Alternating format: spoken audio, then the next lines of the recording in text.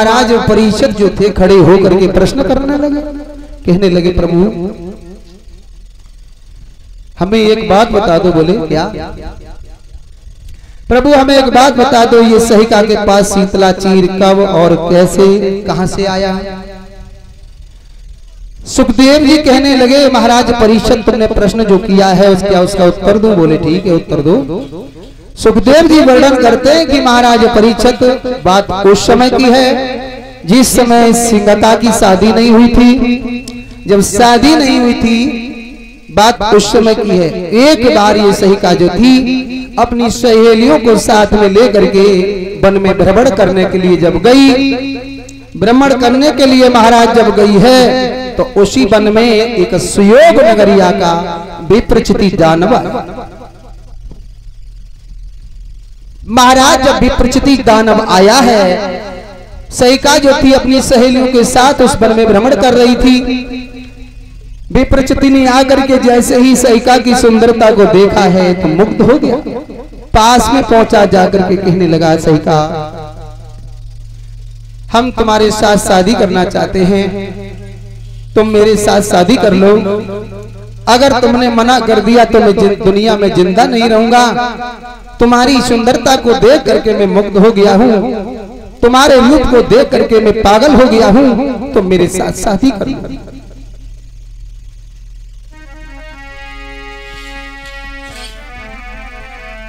आज विप्रचिति बोला है सहिका मोर संगी लेऊ भामरी डाली, तुम बनो मेरी घरवाली।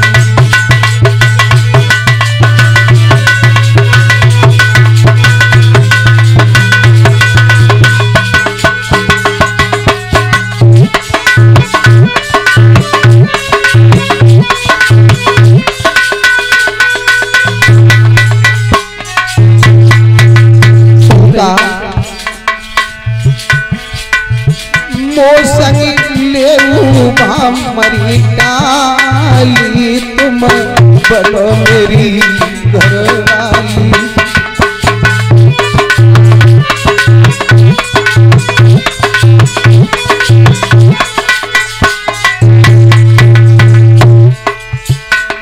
अरे बनो मेरी घरवाली, तुम बनो मेरी घरवाली।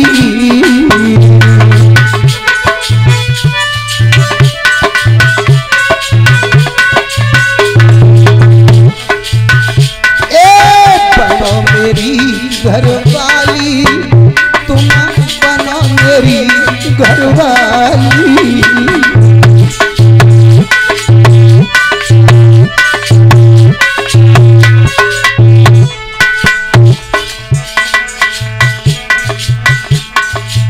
मोसन ले भामरी डाली रे, तुम बनो मेरी घरवाली।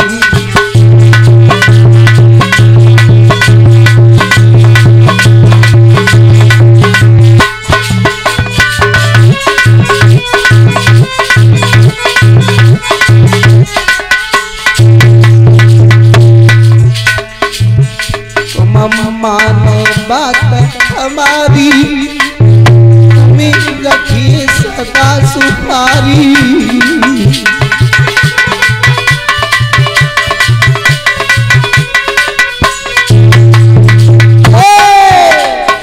मानो बात हमारी, तुम्हें रखी सदा सुपारी।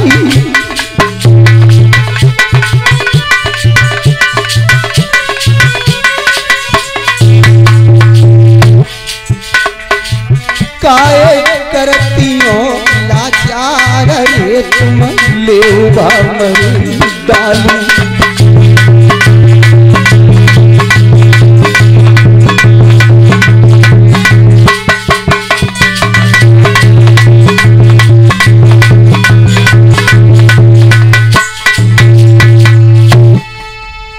जब विप्रचिति ने लाचार होकर के ये शब्द कहे तो सिंह का कहने लगी मैं तुम्हारे साथ शादी तो कर लूंगी, लेकिन मेरी एक शर्त है, वो तुम्हें मंजूर करनी होगी। विप्रचिति ने कहा क्या शर्त है? सिंघका कहने लगी हमारी शर्त यह है, जो हमारे भाई हिरण्यकश्यप को मल्ल युद्ध में हरा देगा, मैं उसी के साथ अपनी शादी कर लूंगी। विप्रचिति ने शर्त को मंजूर किया और कहा कि अगर मैं तुम्हारे भाई हिरण्यकश्यप को मल्ल युद्ध में हरा दूं तो तुम मेरे साथ शादी कर लेना, अन्यथा अगर मैं तुम्हारे भाई को ना हरा पाऊं तो तुम मेरे साथ शादी मत करना। शर्त मंजूर की। आज सिंघका के साथ जो है हिरण्यकश्यप चले हैं, महाराज की राजधानी में आए और राजधानी में आकर के हिरण्यकश्यप से आकर के ललकार करके बोला है विप्रचिति। महाराज हिरण्यकश्यप सिंहासन पर बैठे हुए थे और कहा हिरण्यकश्यप सिंहासन से नीचे आओ, हम तुमसे मल्ल युद्ध करने के लिए आए हैं। जैसे ये बात कही, हिरण्यकश्यप की धमनियों का गरम गरम लहू उबल गया। कहने लगे अरे विप्रचिति, तू हमसे मल्ल युद्ध करने के लिए आया है? बोले हाँ। विप्रचिति से हिरण्यकश्यप कहने लगा तुझे मालूम नहीं है किसकी मैया ने वो नाहर पैदा किया है जो हमसे मल्ल युद्ध करेगा? विप्रचिति कहने लगा मेरी मैया ने नाहर पैदा किया है, हम मल्ल युद्ध करेंगे। बातों ही बातों में धर्माड़ हो गई। सिंहासन से कूद पड़े हैं हिरण्यकश्यप विप्रचिति में और महाराज हिरण्यकश्यप में मल्ल युद्ध शुरू हो गया। भक्तों, जब मल्ल युद्ध शुरू हो गया है, अंत में हुआ ये स्वयोग नगरिया के विप्रचिति दानव ने महाराज हिरण्यकश्यप को परास्त कर दिया। महाराज परास्त कर दिया। बात उस समय की है जिस समय हिरण्यकश्यप ने ये वरदान प्राप्त नहीं किया था, जो अभी हमने बताया था कि न ऊपर मरे, न नीचे मरे, न भीतर मरे, न रात में मरे, न दिन में मरे, न बाहर मरे, न नर से मरे, न पशु से मरे, न किसी हथियार से मरे। ये वरदान उसने प्राप्त नहीं किया था। बात उससे पहले की है, जब मल्ल युद्ध में महाराज हरा दिया, हुआ ये कि वो शर्त जो थी मंजूर करने पड़ी। आज सिंघका के साथ में जो था हमने डाल करके और अपनी सहयोग नगरिया के लिए चल पड़ा। आज जब सहयोग नगरिया के लिए चल पड़ा है, महाराज रास्ते में था भगवान भोले बाबा का मंदिर। तो आज विप्रचिति सोचने लगा कि हमारी शादी भी हो गई, हमारे दिल के अरमान भी पूरे हो गए हैं, तो क्यों ना थोड़ी देर इस मंदिर में चल करके विश्राम करें और उसके बाद हम घर चलेंगे। तो आज वो सुंदर जोड़ी थी, आज उस मंदिर में जो है प्रवेश हो गई। महाराज भोले बाबा मैया पार्वती का मंदिर जो था उसमें जब प्रवेश हुई है, जैसे ही सुंदर जोड़ी मंदिर में प्रवेश हुई, भगवत प्रेमियों मैया पार्वती ने जैसे ही सुंदर जोड़ी को देखा, पत्नी को, तो मैया पार्वती को हंसी आ गई। मैया पार्वती को जब हंसी आई, लेकिन हंसने के तुरंत बाद मैया पार्वती जो थी रोने लगी, आंखों से अश्रुधारा बहने लगी। महाराज हुआ ये, सिंघका जो थी मैया पार्वती के सामने दोनों हाथ जोड़ करके कहने लगी, हे माँ, पहले तो तुम हमें देख करके हंसी और उसके तुरंत बाद रोने लगी, इसका क्या कारण? मैया पार्वती कहने लगी, बेटी सिंघका, तेरी इतनी सुंदर जोड़ी है, सुंदर जोड़ी को देख करके हमें हंसी आ गई, हमसे नहीं रुका गया, हमें हंसी आ गई, लेकिन अश्रुधारा जो बहने लगी है, मेरी आंखों में आंसू आए हैं, वो इसलिए कि एक दिन तेरी जोड़ी बिछुड़ जाए, इसलिए मेरी आंखों में आंसू आ गए। तो मैया सिंघका जो थी, प्यारे भक्त मैया पार्वती के चरणों में लिपट गई, कहने लगी, माँ मेरी जोड़ी बिछुड़ जाएगी। बोली हाँ। सिंह का कहने लगी है माँ हमें कोई ऐसी युक्ति बताओ, हमें कोई ऐसा उपाय बताओ जिससे हमारी जोड़ी हमेशा अजर अमर बनी रहे। मैया हमें कोई उपाय बताओ। अब मैया पार्वती सोचने लगी बेटी सिंह का कोई उपाय नहीं है, उपाय तो केवल ये है कि मेरे पास ये शीतला चीर है, ये शीतला चीर तुम ले जाओ बेटी। जब तक ये शीतला चीर तुम्हारे सर पर रहेगा तब तक तुम्हारे सुहाग को उजाड़ने वाला दुनिया में कोई नहीं है। और जब ये शीतला चीर सर से अलग हो जाएगा तो बेटी तेरे साथ अगर कहीं धोखा हो गया उसी दिन तेरा श्रृंगार उजड़ जाएगा। प्यारे भक्तों, आज मैया पार्वती ने जो है शीतला चीर दिया है सिंहका को। सिंहका वो शीतला चीर को लेकर के अपने पति विप्रचिति के साथ सुयोग नगरिया में पहुंची। बड़े आनंद से जीवन यापन करने लगे हैं पति पत्नी दोनों। लेकिन इधर जो है हिरण्यकश्यप के हृदय में बदले की आग धधक रही है। हिरण्यकश्यप सोच रहा है वो सुयोग नगरिया का विप्रचिति दानव मेरी बहन सिंहका के साथ शादी करके ले गया और हमें मल युद्ध में हरा के गया है, हम उसे जिंदा नहीं छोड़ेंगे। बदले की आग धधक रही है। एक दिन है हिरण्यकश्यप जो था आधी रात्रि के समय हिरण्यकश्यप ने अपनी सेना को तैयार किया। महाराज सेना को तैयार किया है आधी रात्रि के समय और सुयोग नगरिया को चारों तरफ से घेर लिया जाता है। महाराज जब घेर लिया है जाकर आधी रात्रि का समय था, ये चोरी से चुपचाप विप्रचिति के महल में जो है अंदर प्रवेश हो गया। जब विप्रचिति के महल में प्रवेश हो गया उस समय पति पत्नी जो थे एक कमरे में सो रहे थे।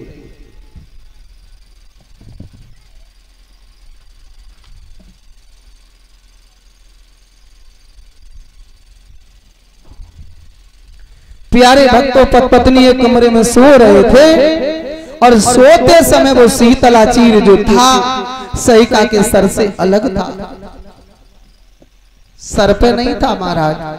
क्योंकि जब हम और आप सो जाते ही उस समय ये हमारा और आपका शरीर ऐसा मानो कि मानो मृतक शरीर हो जाता है। कोई नहीं जानता है सोते समय कि मैं कहाँ लेटा हूँ, किस दुनिया में हूँ, कहाँ हूँ।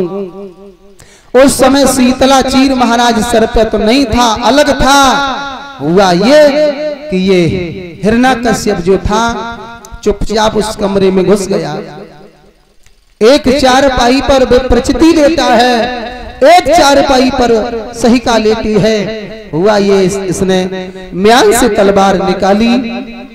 पापी हिरण्यकश्यप ने विप्रचिति के सर को तलवार से काट दिया।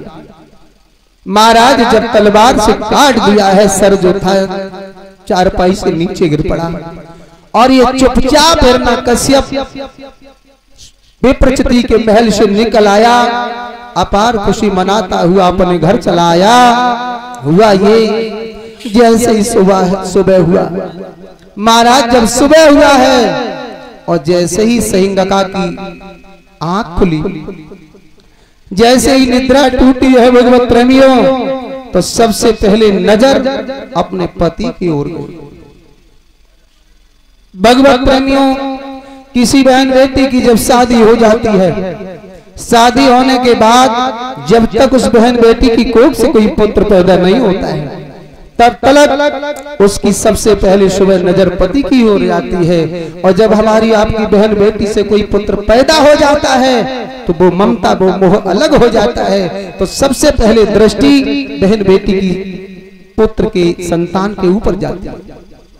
तो सबसे पहले सिंहका की नजर जो थी अपने पति की ओर गई, तो जैसे ही नजर गई है तो देखा लैस पड़ी है, चारपाई पर लैस पड़ी है, सर जो है नीचे पड़ा है। और जैसे ही अपनी पति की दशा को देखा, सिंह का पछाड़ खा करके कमरे में गिर पड़ी, बुरी तरीके से डगराने लगी।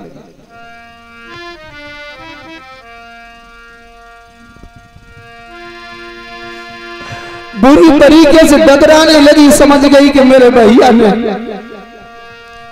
आज हमें विधवा बना दिया और अपने पति की लैस को गोद में रख लिया है। आज वो सिंह का जो है बिलक बिलक के रोने लगी।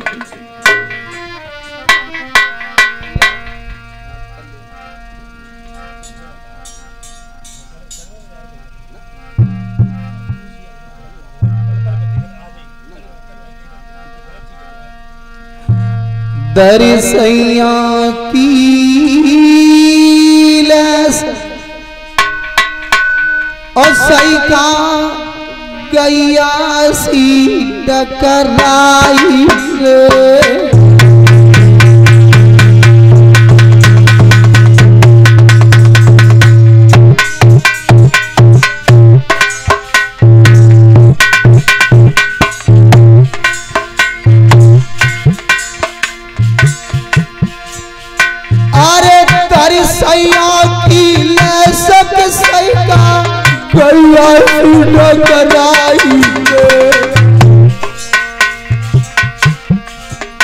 और बिन पतन को पेड़ सजन जब छाया नहीं लग पाई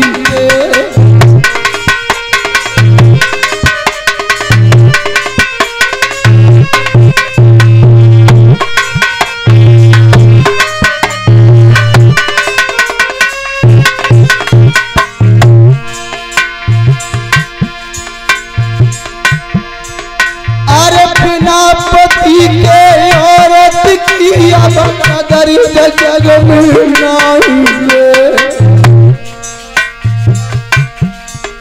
मेरो भैया दुश्मन भाव आज मोई विधवा दो बनाई रो।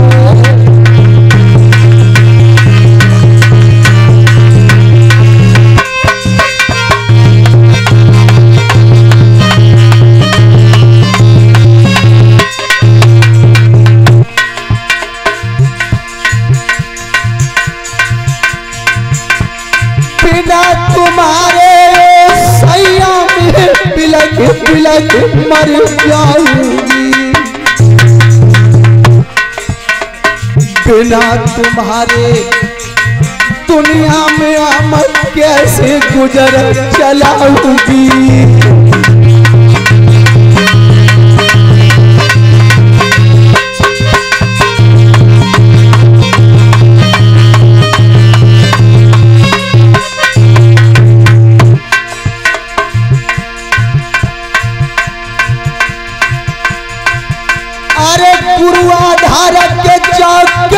भाई समय कछु नहीं आई रे। दरिसैया की लैस पर सही का गैया सी टकराई रे।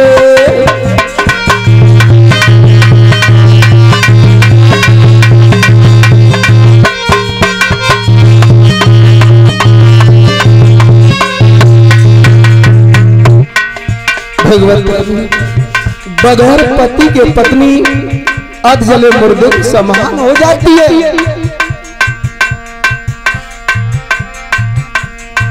कोजूरो में साज सबेरी कोजूरो में पुरारी रात अब कोजूरो में पखत पड़े थे कोजूरो में तीज त्योहार।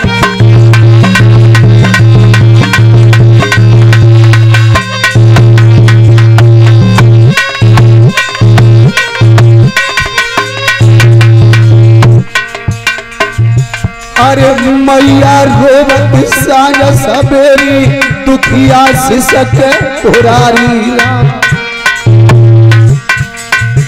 और वक्त पड़े पे भैया रोवे बिना रोवे तीज त्योहार।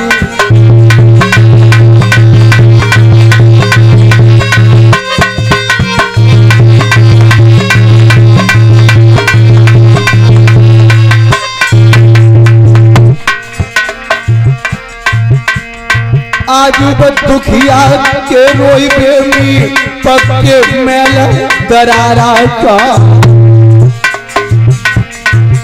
और सांप छछूंदर की गति हुई लीली जाई न युगली जाई।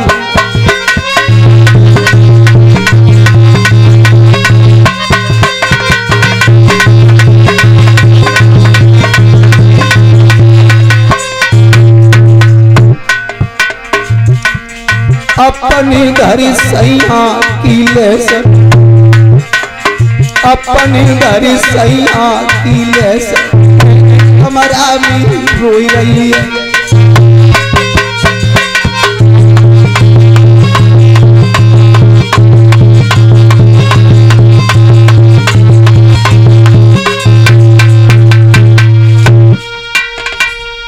आज अपने पति विप्रचिति की लैस को लेकर के सहिका बिलक बिलक के रो रही थी। इधर रोने की आवाज जैसे ही सुयोग नगरिया के लोगों ने सुनी, भाग करके सब लोग एकत्रित हो गए।